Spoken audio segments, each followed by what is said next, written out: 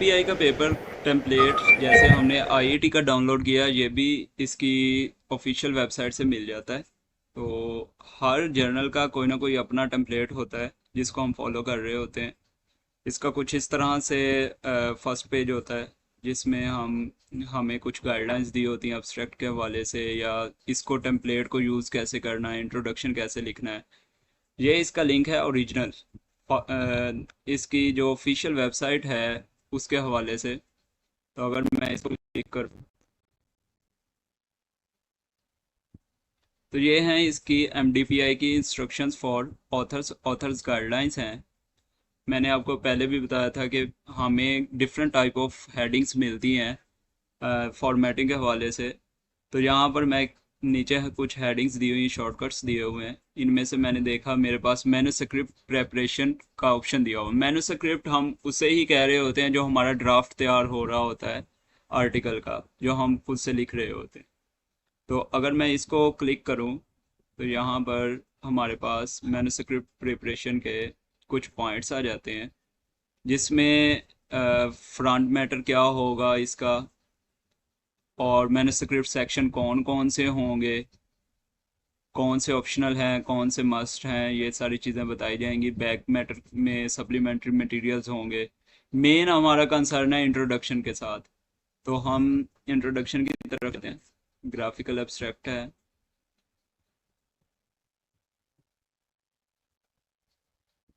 ये देख, ये हमारे पास इंट्रोडक्शन सेक्शन है। यहाँ पर उन्होंने बताया हुआ कि ये introduction should briefly place the study in a broad context and highlight why it is important। आपकी स्टडी इम्पोर्टेंट क्यों है, एक ब्रॉड कॉन्टेक्स्ट में, ब्रॉड वे में आपने अपनी स्टडी को ब्रीफली एक्सप्लेन करना है। और ये आपकी स्टडी का पर्पस क्या है, उसकी इम्पोर्टेंस क्या है, उसका स्पेसिफिकली कोर कंपोनेंट क्या है आपकी स्टडी का, ये जो है ना गैप वगैरह इंक्लूड करके आप इसमें एक्सप्लेन करते हैं। Current state of the research field should be reviewed carefully and key publications cited। अच्छा, इसमें जो होता है ना एमडीपीआई में, रिलेटेड वर्क या लिटरेचर रिव्यू के नाम से कोई इन्होंने एज सच सेक्शन नहीं दिया हुआ।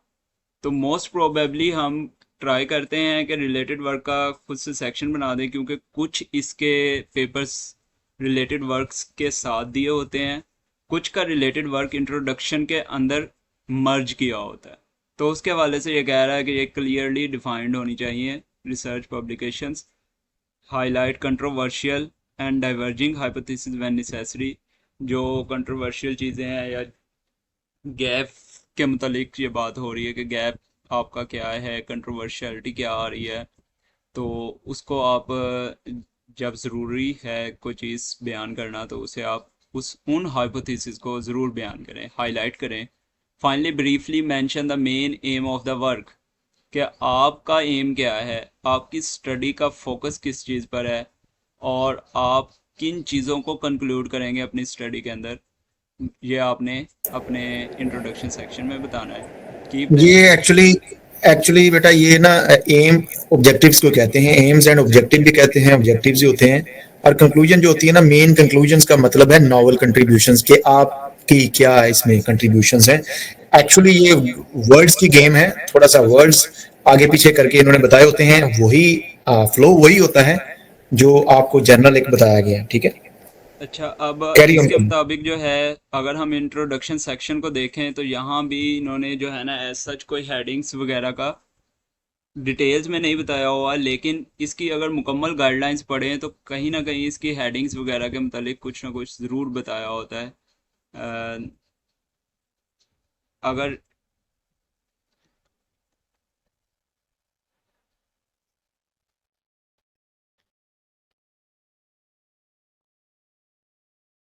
तो इसकी जो सप्लीमेंट्री हमारे पास एक टेम्पलेट मौजूद है, वो हमारे पास ये वाला है।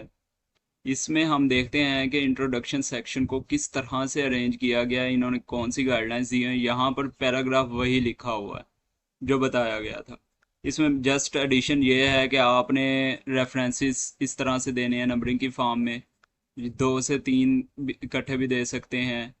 लाइक अगर एक सेकंड रेफरेंस का देना है आपने एक ही लाइन को, और एक सिक्स्थ वाला देना है तो वो आप कॉमास की सूरत में देंगे। या आपने 3-4 की एक लिस्ट देनी है, 3-4 इकट्ठे रेफरेंसेस मौजूद हैं लिस्ट के अंदर, और वो आपने साइट करने हैं, तो आप इस तरह से इसको साइट कर सकते हैं। इससे मुराद यह है कि 4, 4, 5 और 6, नंबर 4, नंबर 5 और नंबर 6 वाला जो रेफरेंस है यहाँ पर साइट किया गया है। इसका मतलब यह है कि नंबर 2 और नंबर 3, लाइक यहाँ पर 2 के साथ अगर 6 होता तो इसका मतलब ये नहीं था कि 2 से 6 तक, इसका मतलब ये था कि 2 और 6 वाला जो है ना यहाँ पर साइट किया गया। तो ये 2 से 3 तरीके यहाँ पर साइटेशन देने के दिए गए हैं। बाकी उसने वही चीज़ें बताई हैं जो अभी हमने डिस्कस की गाइडलाइंस के अंदर।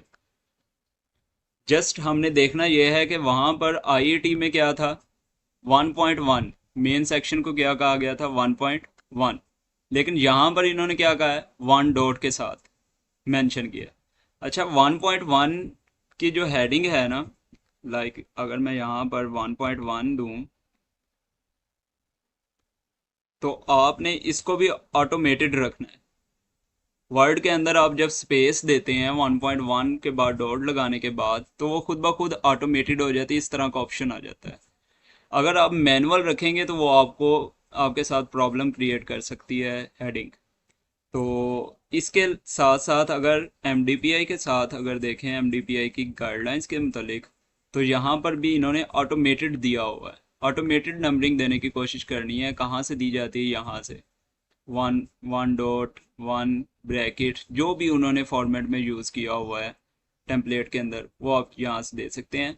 बिल फर्ज 1.1 जैसे आपने कहा कि कहते हैं कि यहाँ पर मौजूद नहीं है हमारी रिक्वायर्ड नंबरिंग, तो आप क्या कर सकते हैं, यहाँ से define a new number format पर जाके यहाँ पर एक न्यू फॉर्मेट डिफाइन कर सकते हैं। लाइक ब्रैकेट्स वाला, बड़ी ब्रैकेट्स वाला मौजूद नहीं होता, तो यहाँ पर आप क्या कर सकते हैं, ये भी कर सकते हैं। लाइक नीचे एक फ्लो बना के उसने दिखा दिया, ठीक है, तो ये भी हो सकता है।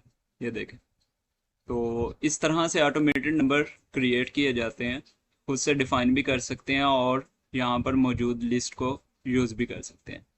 बिल फर्ज अगर आपको एक कहा जाए, इम्पोर्टेंट, जी सर। सॉरी मुझे आपकी बात काट रहा हूँ। एक इम्पोर्टेंट पॉइंट बेटा, जब आप एक पूरा ड्राफ्ट लिख चुके होते हैं ना, तो आपको सबसे इम्पोर्टेंट चीज जो सबसे आंखें खोल के तब रखनी पड़ती हैं, जब आपको एक जर्नल की फॉर्मेटिंग पढ़ने के लिए कहा जाता है या उसका टेम्पलेट दिया जाता है, तो सबसे पहला इम्पैक्ट ये होता है कि बच्चा सिर्फ ये सोच रहा होता है कि ये ड्राफ्ट जो है ना, इसको मैंने कॉपी पेस्ट करना है उसमें फॉर्मेट के अंदर, बट वो देख नहीं रहा होता है कि उस ड्राफ्ट के मार्जिन्स, उसकी स्पेसिंग, उसकी जो ओवरऑल लुक है वो कैसी है। जैसे देखें इसका इंट्रोडक्शन किस तरह के मार्जिन के साथ है, साइड पे देखें कितने मार्जिन हैं, लेफ्ट और राइट मार्जिन में देखें कितना फर्क है, ठीक है। नीचे जाके थ्रू आउट द पेपर इसके मार्जिन की आप जो है एक पूरा जब आप देखेंगे ना इसको टेम्पलेट को, तो आप देखेंगे कि ये this is the defined format.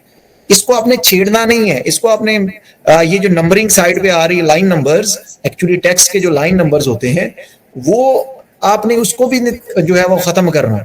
आपने अपनी फोकस करना है कि what are the font sizes, heading, sub headings, किस तरह इन्होंने जो है अलाइन किए हुए हैं, कितना स्टाइल है, किस तरह की हेडिंग का क्या स्टाइल है, फॉन्ट का क्या स्टाइल है।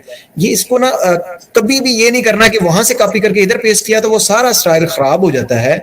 जब आप उसको देखते हो, उसकी गाइडलाइन में देखते हो, तो उसने सारा बताया होता है कि इस सेक्शन के अंदर ये स्टाइल आपने रखना है, ठीक है। तो कंटेंट का तो पता चल गया आपने लिखना क्या था, ड्राफ्ट आपने तैयार कर लिया है, बट सबसे मेन मसला ये भी आता है जब बच्चे को फॉर्मेटिंग करने का कहा जाता है कि बेटा इसको इसमें कन्वर्ट, हालांकि वो 2 घंटे का काम होता है, 2 या 3 घंटे का, या 1 दिन लगा लें अगर आप आराम से उसको करना चाह रहे हैं पहले सारी गाइडलाइंस पढ़ के, तो बट बच्चा उसको क्या करता है कि ओवरलुक कर जाता है, वो समझता है बस ये ऐसे ही है। तो आधे से ज्यादा रिजेक्शंस आप ये अंदाजा कर लें 60 to 70%, एक दिन मैं लिंक्डइन पे देख रहा था 60 to 70% रिजेक्शंस आपकी फॉर्मेटिंग गाइडलाइंस को फॉलो ना करने के भी आती हैं। ये एक मैं सर्वे पढ़ रहा था कि जितना मर्जी आपका अच्छा पेपर है, बहुत हैवी से हैवी स्टडी आपने की है, बट जो जर्नल की गाइडलाइंस को अगर आपने फॉलो नहीं किया तो ड्राफ्ट तो कभी कभी बच्चे इनिशियल ड्राफ्ट भी सबमिट करवाया जाता है, तो उसमें उनको अगर कंटेंट अच्छा लगता है तो उसकी बेस पे भी जर्नल उसको एक्सेप्ट कर लेता है। बट कभी कभी वो कहते हैं कि इसको इसमें कन्वर्ट करके भेजें। जब आप कन्वर्ट करते हैं वो देखते हैं इसकी तो फॉर्मेटिंग गाइडलाइंस को ही फॉलो नहीं किया गया, तो उसको लास्ट स्टेज पे भी कैंसिल कर दिया जाता है। तो ये बड़ी मैटर करती है ये जी, चाहे ये एक दिन का काम है, आपका जो ड्राफ्ट तैयार होता है वो 1.5 महीने में 2 महीने में होता है, क्योंकि उसमें तो आपने हर चीज थोड़े थोड़े दिनों के गैप्स के साथ लिखनी होती है।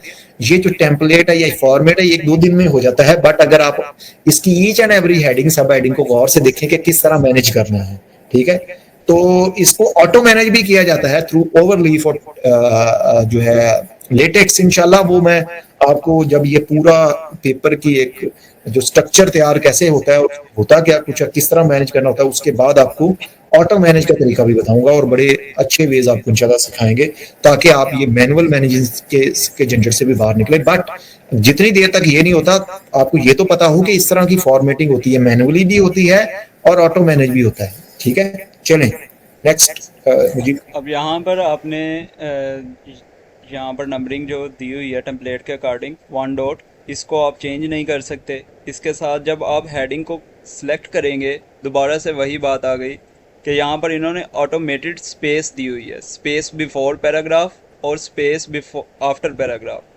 अगर यहाँ पर क्लिक करके देखें तो ये देखें यहाँ पर पहले से दी हुई है। अगर ये रिमूव कर देंगे तो ये गाइडलाइंस के ऑपोजिट हो जाएगा, आप उसकी खिलाफ वर्जी कर रहे होंगे तो वो फॉर्मेटिंग ख़राब हो जाएगी। आप एंटर के ज़रिए मैनुअली इसको देंगे तो वो जो है ना, लाइक अगर मैं इसको रिमूव करके मैनुअली दूं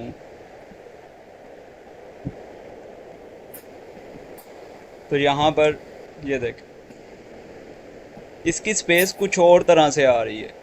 अगर मैनुअली मैंने एंटर प्रेस करके ये अभी स्पेस दी है, ऑटोमेटेड नहीं दी, तो ये मैनुअली कुछ और तरह से देता है।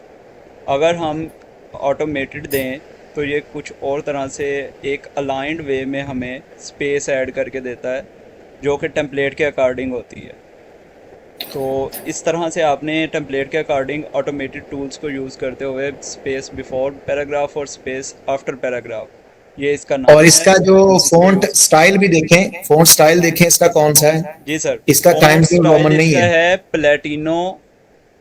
हाँ, ये है ये भी बड़ी नोटेबल चीज है प्लेटिनो लिनोटाइप। ये एक जी। फॉन्ट स्टाइल है, इसको all over the world document MDPI के लिए यूज़ किया जाता है। फॉन्ट साइज जो हेडिंग का है, मेन हेडिंग का, वो 12 रखना है इसमें। और सब हेडिंग का 10 आई थिंक। सब हेडिंग सर इंट्रोडक्शन में नहीं यूज़ होती इसमें, लेकिन सॉरी, ये जो पैराग्राफ्स हैं, जो पैराग्राफ्स ऐड हुए जी हैं उनका 10 है पैराग्राफ का मेरे 10 ख्याल। है। जी पैराग्राफ का 10 है और उसके लिए फॉन्ट स्टाइल वही है, प्लेटिनो लिनोटाइप। बिल्कुल, वो थ्रू आउट दी वही होता है, वो एक ही जो है स्टाइल अब किया जाता है यहाँ फॉलो। पर भी आप लोगों ने, वहाँ पर इंडेंटेशन कैसी थी, इस तरह से फर्स्ट पैराग्राफ की, कि आप फर्स्ट लाइन को किसी भी सेक्शन के फर्स्ट पैराग्राफ की फर्स्ट लाइन को इंडेंट नहीं करेंगे।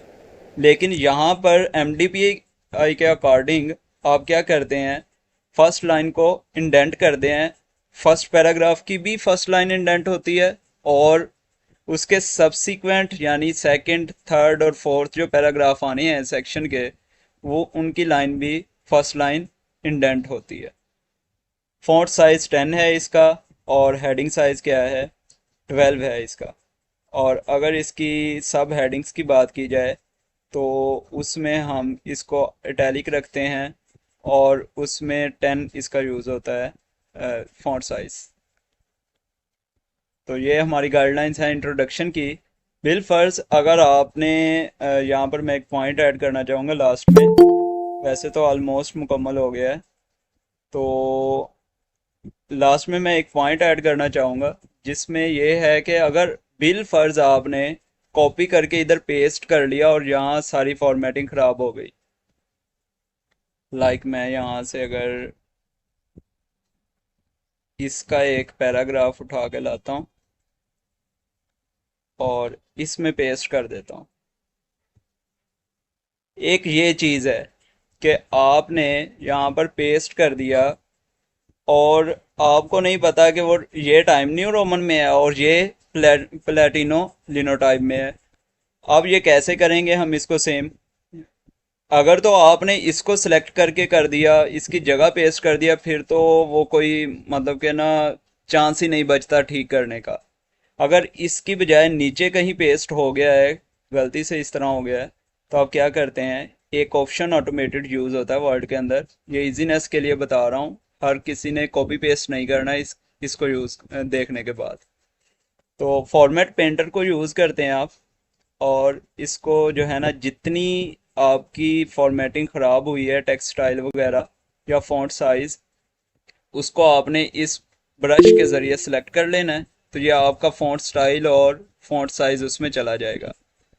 अब आप देख रहे होंगे कि इसकी फॉर्मेटिंग थोड़ी सी और भी ख़राब है, यहाँ पर मार्जिन देखा जाए तो बहुत ज़्यादा है, और यहाँ जो आपने न्यूली इंसर्टेड किया है, पेस्ट किया है, तो फर्स्ट ऑफ ऑल तो ट्राई करें कि पेस्ट करें ही ना।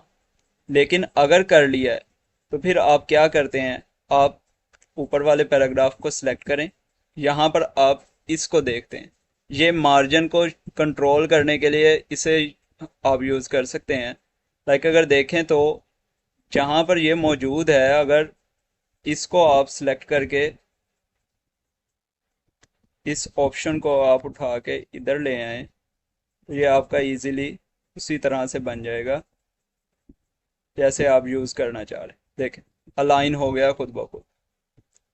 तो इस तरह से आप यूज़ कर सकते हैं इसको, बट रिकमेंडेड यही है कि आप लोग मैनुअली खुद से राइट करें, जो भी आपका ड्राफ्ट है वहाँ से कॉपी पेस्ट करके इधर कॉपी करके पेस्ट ना करें तो ज़्यादा बेहतर है।